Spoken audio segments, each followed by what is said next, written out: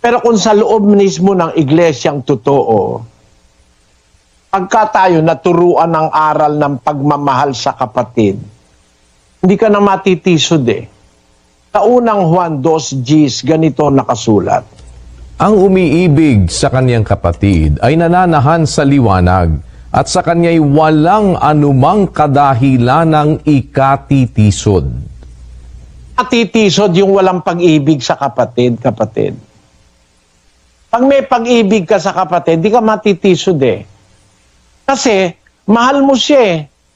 Eh di ba, pagka meron kang taong mahal, kahit magkasala sa'yo, hindi ka naman natitisod.